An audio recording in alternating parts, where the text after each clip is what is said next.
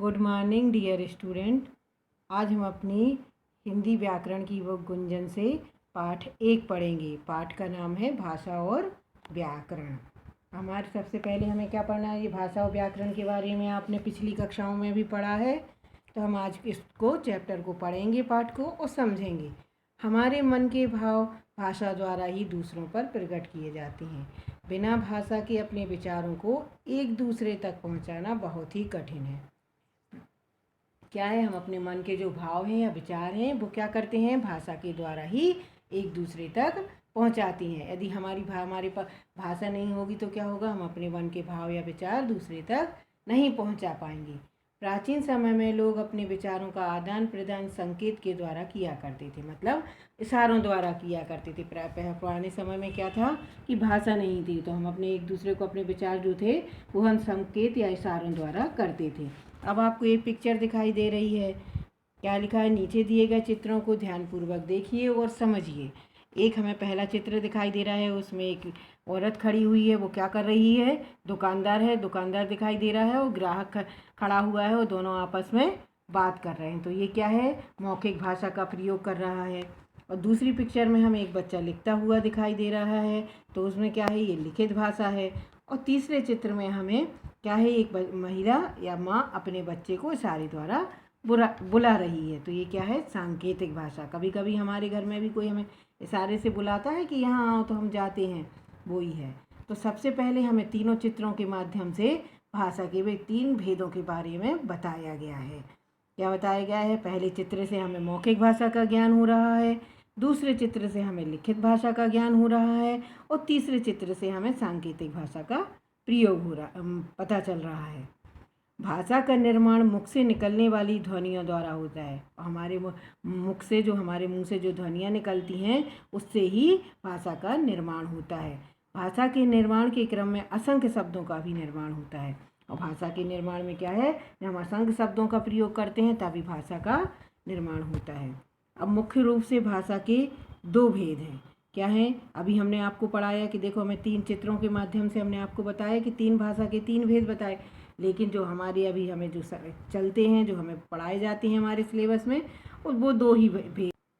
अभी हम जिन भाषा के भेदों का उपयोग करते हैं वो 2 भेद होते हैं। पहला मौखिक भाषा, दूसरा लिखित भाषा। अब हम सबसे पहले हमने भाषा के भेद समझ लिए, अब हम सबसे पहले मौखिक भाषा समझेंगे। अपने विचारों को बोलकर व्यक्त करने की प्रक्रिया को हम क्या कहते हैं? मौखिक भाषा कहते हैं। जब हम आपस में बातचीत करते हैं तो बोलकर करते हैं ना, कि ऐसा हुआ या वैसा हुआ, तो हम क्या है? मौखिक भाषा का प्रयोग कर रहे हैं। और लिखित भाषा, जब हम अपने विचारों को लिखकर व्यक्त करते हैं तो वह लिखित भाषा होती है। जैसे हमने किसी को पत्र लिखा या कुछ भी है तो वो लिखित भाषा हो गई। अब आपको समझ में आ गया कि भाषा के 2 भेद होते हैं। अब हम आएंगे पेज नंबर 6 पर, विश्व एवं भारत की भाषाएं। अब हमें पीछे वाले पेज नंबर 6 पर भी हमें चित्र दिखाई दे रहे हैं हमारी बुक में। उसमें जो चित्र बने हुए हैं मौखिक भाषा और लिखित भाषा के।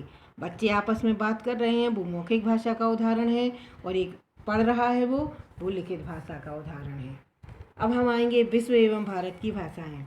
विश्व में अनेक भाषाएं बोली जाती हैं, जैसे अंग्रेजी, जर्मनी, रूसी, उर्दू, फारसी, चीनी, जापानी आदि। अलग अलग देशों में अलग अलग भाषाएं बोली जाती हैं। भारत एक बहुत बड़ा देश है। यहाँ के विभिन्न राज्यों में रहने वाले लोग विभिन्न भाषाओं का प्रयोग करते हैं। क्या है? हमारा जो भारत देश है एक बहुत बड़ा देश है, और यहाँ के विभिन्न राज्य, अलग अलग जो राज्य हैं उधर भी विभिन्न भाषाओं का प्रयोग होता है। हिंदी भाषा को भारत की राष्ट्रभाषा के रूप में मान्यता दी गई है। और जो हिंदी है जो हम बोलते हैं वो क्या है? हमारी राष्ट्रीय भाषा है।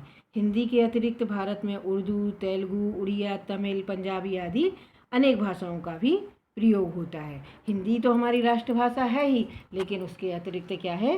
जो और भी भाषाएं हैं वो भी हमारी अन्य भाषाओं का भी प्रयोग किया जाता है। जैसे क्या है?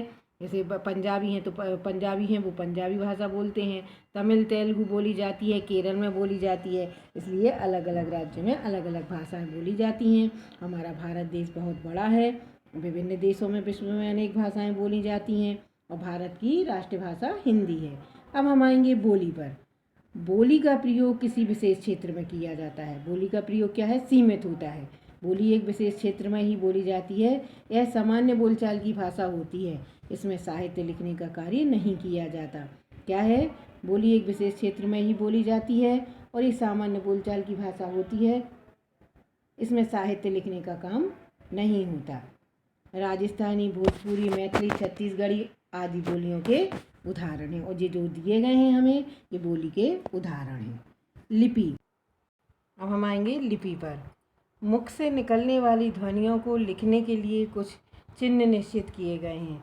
इन निश्चित चिन्हों को ही लिपि कहते हैं। विभिन्न भाषाओं को लिखने के लिए अलग अलग लिपियों का प्रयोग किया जाता है। कई ऐसी भाषाएं हैं जिन्हें एक ही लिपि में लिखा जाता है। लिपि क्या है? हमारे मुख से निकलने वाली क्या है? ध्वनियों को लिखने के लिए कुछ निश्चित चिन्ह किए गए हैं, और इन निश्चित चिन्हों को हम क्या कहते हैं? लिपि कहते हैं। और विभिन्न भाषाओं के लिए लिखने के लिए अलग अलग लिपियों का प्रयोग किया जाता है, और कई भाषाएं ऐसी होती हैं जिन्हें एक ही लिपि में लिखा जाता है। उदाहरण के लिए संस्कृत, हिंदी, गुजराती और मराठी भाषाएं देवनागरी लिपि में लिखी जाती हैं। इसी तरह अंग्रेजी रोमन में, उर्दू फारसी में और पंजाबी गुरमुखी लिपि में लिखी जाती है। क्या है? संस्कृत, हिंदी, गुजराती और मराठी की क्या है? लिपि एक ही है, और अंग्रेजी की रोमन है, उर्दू क्या है? फारसी में लिखी जाती है, और पंजाबी गुरमुखी में लिखी जाती है। अब हम आएंगे व्याकरण में। लिखते, बोलते, लिखते और पढ़ते समय हम जिस भाषा का प्रयोग करते हैं वह भाषा शुद्ध है अथवा अशुद्ध है, मतलब सही है या गलत है, इसकी जानकारी हमें व्याकरण में मिलती है। व्याकरण के अंतर्गत वर्णों, शब्दों, वाक्यों के सही प्रयोग पर बल दिया जाता है। अब हमें कोई भी चीज़ है, जैसे व्याकरण को यदि हम एक सरल भाषा में समझें तो भाषा को शुद्ध रूप से पढ़ने, लिखने, बोलने के लिए हमें क्या है? व्याकरण की आवश्यकता होती है। अब हमने अपना ग्रामर का गुंजन बुक में से एक पहला चैप्टर पढ़ा। पहले चैप्टर में हमें क्या बताया गया है कि प्राचीन जो भाषाएं थीं वो 3 भाषाएं होती थी, मौखिक, लिखित और सांकेतिक भाषा, और हमें चित्र के माध्यम से समझाया भी गया है। फिर हमें बताया गया है कि जो हम 2 भेदों का, भाषा के जो भेद हैं वो 2 ही हैं, मौखिक भाषा, लिखित भाषा, जिनका हमारे जीवन में हम उपयोग करते हैं अपने पढ़ने में, उसमें सिलेबस में, या हमारे जो प्रयोग होते हैं वो 2 ही प्रकार की भाषाएं होती हैं। उसके बाद में हमने भारत की भाषाएं पढ़ी, बोली पढ़ी, लिपि पढ़ी और व्याकरण समझी। अब हमने जो पूरे चैप्टर में से जो पढ़ा है उसे हम एक बार दोहरा लेंगे। बिना भाषा के हम अपने विचारों को एक दूसरे तक पहुंचाना कठिन है। भाषा के निर्माण के क्रम में असंख्य शब्दों का निर्माण होता है। भाषा के मुख्यतः 2 रूप होते हैं, मौखिक और लिखित। व्याकरण के अंतर्गत वर्णों, शब्दों, वाक्यों के सही प्रयोग पर बल दिया गया है। आओ दोहराए में हमें पूरे चैप्टर का सार समझ में आता है कि हमने चैप्टर में क्या पढ़ा है और क्या समझा है। अब हमारा ये चैप्टर यहाँ पूरा हुआ। अगले वीडियो में हम फिर मिलेंगे।